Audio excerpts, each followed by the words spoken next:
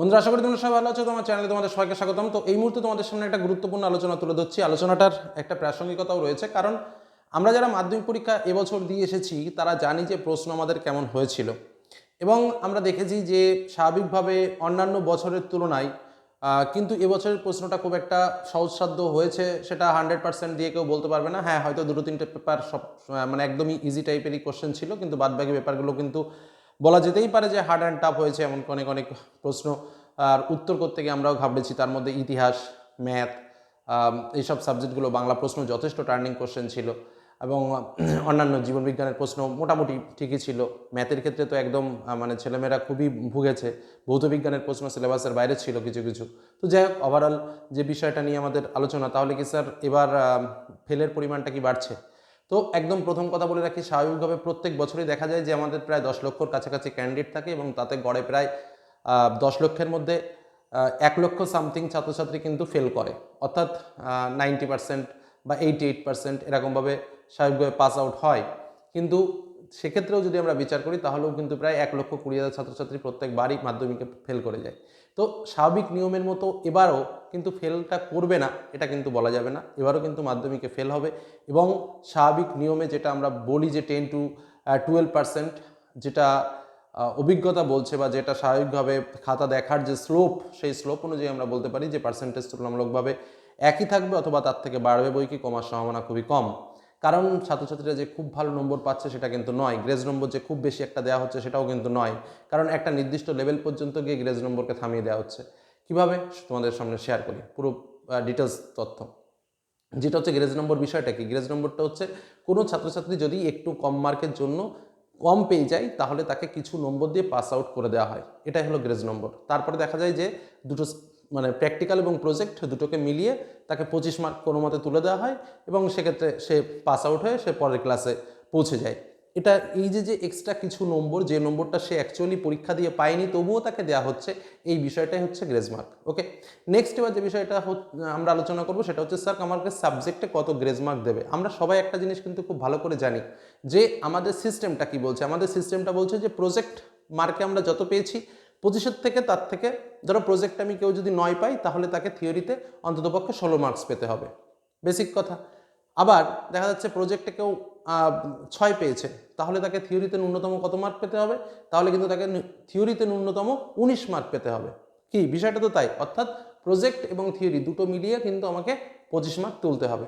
এবার যেটা ব্যাপার হচ্ছে, মনে করো কোনো ছাত্রছাত্রী ধরো 15 পেয়েছে, কি বললাম 15 পেয়েছে, প্রজেক্টে তাকে 9 দিয়ে দিয়েছে, তাহলে তার টোটাল কত হলো 24, 1 মার্ক কম হয়ে গেল। সে কি ফেল করবে? ইম্পসিবল, তাকে ফেল করানো হবে না। ওই 15 জায়গায় 16 করে দিয়ে কিন্তু স্বাভাবিকভাবে তাকে পাস আউট করে দেওয়া হবে। কোনো একটা ছাত্র রিটেনে 13 মার্ক পেয়েছে, কি বললাম 13 মার্ক পেয়েছে, সে প্রজেক্টে 10 পেয়েছে, তাহলে কত হলো 23, সে কি ফেল করবে? না, দেখা গেল তাকে 2 মার্ক দিয়ে পাস করে দেওয়া হলো। কোনো একটা ছেলে রিটেনে 12 মার্ক পেয়েছে, সে প্রজেক্টে 10 পেয়েছে, তাকে কি পাস করে দেওয়া হবে? 3 মার্ক কম পড়েছে, দিয়ে দাও, তাকেও পাস করে দেওয়া হলো। এবার দেখা গেল কোনো একটা ছেলে সাবজেক্টে 10 পেয়েছে, প্রজেক্টেও সে 10 পেয়েছে, কত হলো 20, 5 মার্ক কি তাকে গ্রেস দেওয়া হবে? না। তাহলে কত গ্রেস দেবে? হাইস্ট 3 থেকে 4 মার্ক কিন্তু তোমরা গ্রেস পেতে পারো, তার থেকে বেশি গ্রেস কিন্তু হবে না, তাও কি টোটালের ওপর দাঁড়িয়ে। বোঝা গেল কি বললাম? এই হলো গ্রেস প্যাটার্ন। এবার বিষয়টা কি হচ্ছে, বললাম যেটা অনেকেরই ফেল করার সম্ভাবনা রয়েছে। কারণ কি? কারণ গ্রেস মার্ক তাদেরই দেওয়া হচ্ছে যারা মোটামুটি, বা দেওয়া হতে পারে, এটুকু বলি তোমাদের, 13 মানে রিটেনে 90-এর মধ্যে 13 ক্রস যাদের হয়ে গেছে তাদের স্বাভাবিকভাবে ওই 13 আর প্রজেক্ট মিলিয়ে ধরো 8-9 যা হচ্ছে তারপরেই তাকে 25 করা হতে পারে। কিন্তু তার থেকে কম যারা পেয়েছে, অর্থাৎ কারো 11 হচ্ছে, কারো 12 হচ্ছে, সেক্ষেত্রে কিন্তু একটু সংশয় থেকেই যাচ্ছে। তবে হ্যাঁ, তোমাদের একটা কথা বলি যে শুধুমাত্র 3 মার্ক কম হলে পাস করে যাব সেটা কথা নয়। আমি তোমাদের বলি যারা ন্যূনতম সাবজেক্টে 12 মার্ক করে পেয়েছো, কম করে 12 মার্ক পেয়েছো, তারা যদি প্রজেক্টে 10 মার্ক পায় তাহলে কিন্তু তারাও পাস করে যাবে। কথাটা বুঝতে পারলে না? মানে থিওরিতে যদি তুমি 12 পেয়েছো, প্রজেক্টে তোমাকে আরও 10 দেওয়া হলো, তাহলে তোমার মোট কত হলো 22, তাহলেও কিন্তু তুমি পাস করে যাবে। কিন্তু তুমি থিওরিতে 12 পেয়েছো, প্রজেক্টে যদি তোমাকে 9 দিয়ে দেয় তাহলে তোমার কত হলো 21, সেক্ষেত্রে কিন্তু তোমাকে পাস করার সম্ভাবনাটা খুব কম থাকছে।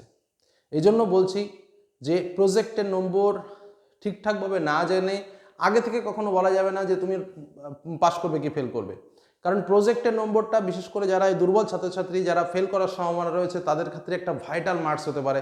কারণ প্রজেক্টে 10-এর মধ্যে দেখা যাচ্ছে যে কেউ 8 পেয়ে গেছে, ওই 8-এর জন্য মানে ওই দুটো মার্কের জন্য হয়তো কারো এদিকে 11 হয়ে গেল, তাহলে 11 আর 8 ওদিকে কত হয়ে গেল 19, সে কিন্তু পাস করতে পারলো না।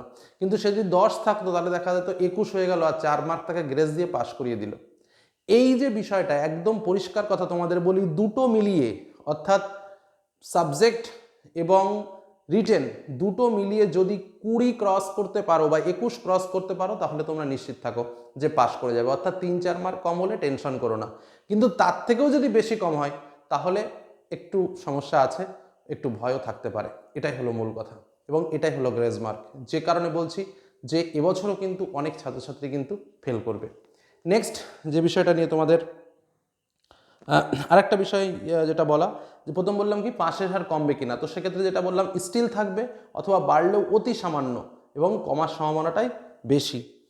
গ্রেজ নম্বর কি দেবে, অবশ্যই কিছু কিছু ছাত্রদের গ্রেজ নম্বর দেওয়া হয়, প্রত্যেক বছরই দেওয়া হয় এবং তার সুনির্দিষ্ট প্রমাণও আমাদের কাছে আছে।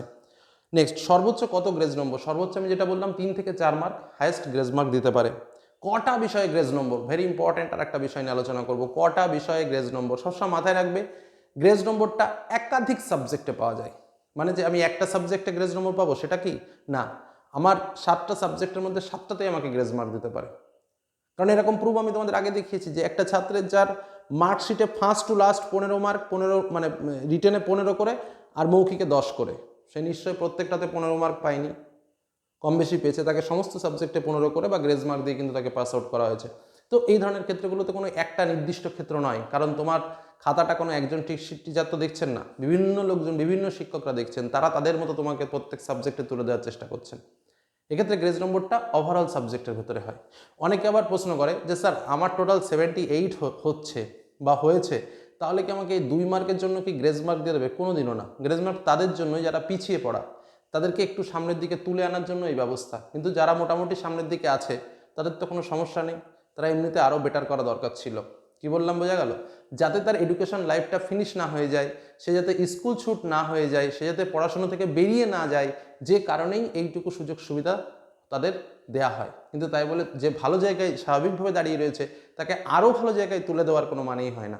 কি বললাম বোঝা গেল? এই কারণে এই প্রশ্নটা অনেকে করে থাকে যে স্যার আমার 78 হচ্ছে, আমাকে কি 2 মার্ক দিয়ে করে দেবে, গ্রেজ মার্ক দিয়ে কি আমাকে দিয়ে দেবে? না, সেরকম কখনো হয় না। আবার অনেকে বলে স্যার আমার টোটাল 420 মার্কে আমাদের 5 ডিভিশন, স্যার আমার 419 হয়েছে, আমাকে কি 5 ডিভিশন করে দেবে? না, সেটাও কখনো করে না, কারণ অনেক দেখেছি 419-এ আটকে গেছে, 5 ডিভিশন 1 মার্কের জন্য হয়নি।